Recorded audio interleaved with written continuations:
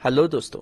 अगर आप Jammu and Kashmir UT से बिलोंग करते हैं तो आप एएलसी सर्टिफिकेट के लिए ऑनलाइन अप्लाई कैसे कर सकते हैं और इसमें एलिजिबिलिटी क्राइटेरिया क्या है और इसके लिए आपको डॉक्यूमेंट्स की क्या क्या रिक्वायर्ड है, वो सभी डिटेल्स मैं आपको आज इस वीडियो में बताऊंगा। तो चलिए शुरू करते हैं।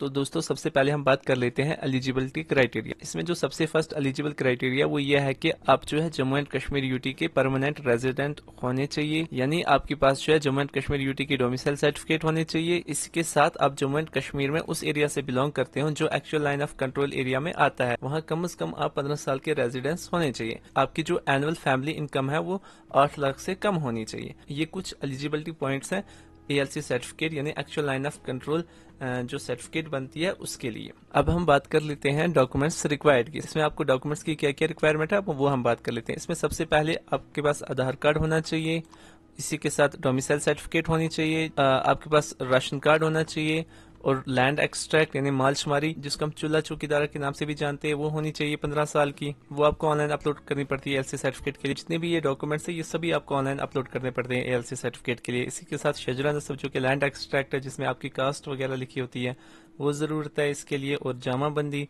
और इसी के साथ इनकम सर्टिफिकेट जहाँ पे मेंशन होता है कि आपकी फैमिली एनुअल इनकम कितनी है। इसी के साथ वोटर लिस्ट या इलेक्शन कार्ड और आपका जो मोबाइल नंबर और ईमेल आईडी जो कि आपको फिल करना पड़ता है जब आप एप्लीकेशन ऑनलाइन करते हैं। ये सभी डॉक्यूमेंट्स आपको चाहिए एएलसी सर्टिफिकेट ऑनलाइन करने के लिए। इसके बाद आप जो है अपने मोबाइल फोन या लैपटॉप में कोई सा भी ब्राउजर ओपन कर लेंगे और यहाँ पर सर्च बार में आप टाइप कर लेंगे जनसुगम। आपके पास जो पहला ही लिंक आ जाएगा jansugam.jk.gov.in, इस पे आपने क्लिक कर लेना है और यहाँ पर आपने लॉगिन पे क्लिक कर लेना है। अगर आप इस पोर्टल पे फर्स्ट टाइम विजिट कर रहे हैं तो सबसे पहले आपने यहाँ पे साइन अप फॉर मेरी पहचान इस पे क्लिक करके एक न्यू रजिस्ट्रेशन कर लेनी है। यहाँ पर आपने अपना मोबाइल नंबर फिल करना है, उसके बाद जनरेट ओटीपी पे क्लिक करके आपके नंबर पे ओटीपी जाएगा, वो ओटीपी यहाँ पे फिल कर लेना है। इसके बाद यहाँ पर आपने अपना फर्स्ट नेम फिल कर लेना है, लास्ट नेम फिल कर लेना है और यहाँ पर आपने अपनी डेट ऑफ बर्थ फिल कर लेनी है, जेंडर सेलेक्ट कर लेना, एक यूजर नेम यहाँ पे आपने फिल कर लेना है जो कि यहाँ पे कुछ आपको सजेस्टेड भी मिल जाएंगे कि आप किस तरह से यूजर नेम फिल कर सकते हैं। इसी के साथ यहाँ पे आपने एक न्यू पासवर्ड क्रिएट कर लेना है, यहाँ पे आप अपना पासवर्ड फिल कर लेंगे और यहाँ पर आपने कंफर्म पासवर्ड जो आपने ऊपर पासवर्ड फिल किया वही सेम पासवर्ड आप यहाँ पे डालेंगे और यहाँ पर स्क्रॉल डाउन करके यहाँ पे आपने टर्म्स एंड कंडीशन को एक्सेप्ट करना है, वेरीफाई पे क्लिक करना है। वेरीफाई पे क्लिक करने के बाद आपकी जो न्यू यूजर आईडी है वो क्रिएट हो जाएगी। उसके बाद आपने आ जाना है sign in to an existing मेरी पहचान अकाउंट, इस पे आपने क्लिक कर लेना है।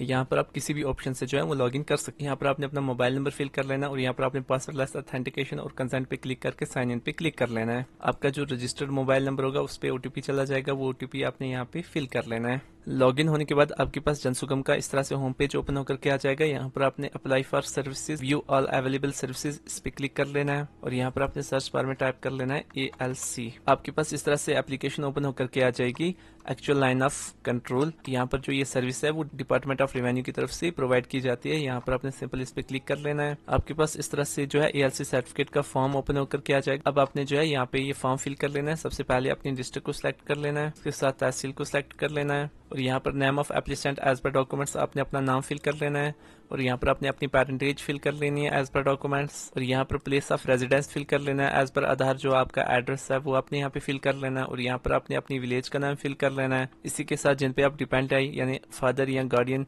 जिन पे भी आप डिपेंड है उनका जो प्लेस ऑफ रेजिडेंस है वो फिल कर लेना है। फॉर एग्जांपल अगर आप उसी एड्रेस पे अपने फादर के साथ रह रहे हैं तो सेम एड्रेस आपने यहाँ पे फिल कर लेना है। इसके बाद यहाँ पर आपसे पूछा जा रहा है कि whether the applicant is domicile of UT. अगर आपके पास डोमिसाइल सर्टिफिकेट है तो यहाँ पे आप यस पे क्लिक कर लेंगे। इसी के साथ डज द एप्लीकेंट फादर और guardian person upon home dependent belongs to an identified backward area और an area near the line of actual control और इंटरनेशनल बॉर्डर, यानी अगर आपका गेहूं एएलसी एरिया में आता है जो कि एएलसी सर्टिफिकेट के लिए होना चाहिए तो यहाँ पर आप यस को सिलेक्ट करोगे क्योंकि ये आपको जो है एलिजिबिलिटी क्राइटेरिया एएलसी सर्टिफिकेट के लिए, तो इसमें भी आप जो है यस को सिलेक्ट करोगे। इसी के साथ थर्ड ऑप्शन में भी आपको यही एलिजिबिलिटी क्राइटेरिया के मुताबिक आपसे पूछा जा रहा है तो इसमें भी आप यस को सिलेक्ट करो, यानी इसमें भी आपसे यही पूछा जा रहा है कि क्या आप या आपके फादर जो है इसी एरिया में 15 साल से रह रहे हैं, तो इसमें भी आप यस को सिलेक्ट करोगे। इसके बाद लास्ट ऑप्शन जो आपसे पूछा जा रहा है, इसमें जो है अगर आप या आपके फादर अभी जॉब या बिजनेस के लिए एरिया के बाहर रहते हो तो आप यस को सिलेक्ट करोगे, अगर आप परमानेंट वहीं रहते हो तो यहाँ पर आप नो को सिलेक्ट करोगे। देन इसके बाद आपसे ये पूछा जा रहा है कि आपके जो पेरेंट्स हैं यानी जो आपके फादर हैं उनकी ऑक्यूपेशन क्या है, वो क्या काम करते हैं, वो आपने यहाँ पे फिल कर लेना है। अगर वो गवर्नमेंट एम्प्लॉय हैं तो वो आपने यहाँ पे फिल कर लेना है। अगर वो फार्मर वगैरह हैं, किसान है, तो यहाँ पे आपने वो सिलेक्ट कर लेना है। जो भी है वो यहाँ पे आपने सिलेक्ट कर लेना है, जो भी उनकी ऑक्यूपेशन है। और इसके बाद यहाँ पे आपकी जो टोटल इनकम है वो आपने यहाँ पे फिल कर लेनी है, जो कि आपकी इनकम सर्टिफिकेट पे लिखी होती है, वो यहाँ पे आपने सेम यहाँ पे फिल करनी है। इसके बाद यहाँ पे आपने मोबाइल नंबर फिल कर लेना है, ईमेल आईडी फिल कर लेनी है। मोबाइल नंबर और ईमेल आईडी आप अपना ही फिल करें, क्योंकि उसमें जो है आपको अपडेट्स आती रहती हैं कि आपकी एप्लीकेशन किस लेवल पे प्रोसेस हो रही है, या फिर अगर रिवर्ट आती है तो आपको मेल आ जाता है कि आपकी एप्लीकेशन जो है वो रिवर्ट कर दी गई है, और उसमें आपको रीजन भी मिल जाता है कि इसके लिए आपको क्या अलग से डॉक्यूमेंट्स वगैरह अपलोड करना पड़ता है, वो आपको मेल आ जाती है। या फिर अगर आप मोबाइल नंबर फिल करते हैं तो उसमें भी आपको SMS आ जाता है। इसके बाद यहाँ पर अपने कंसेंट में यस और नो सेलेक्ट कर लेना है। यहाँ पर आपसे पूछा जा रहा है क्या सरकार आपका मोबाइल नंबर और email ID rapid assessment system के लिए यूज कर सकती है, जो आपको सर्विस प्रोवाइड की जा रही है उसके फीडबैक के लिए।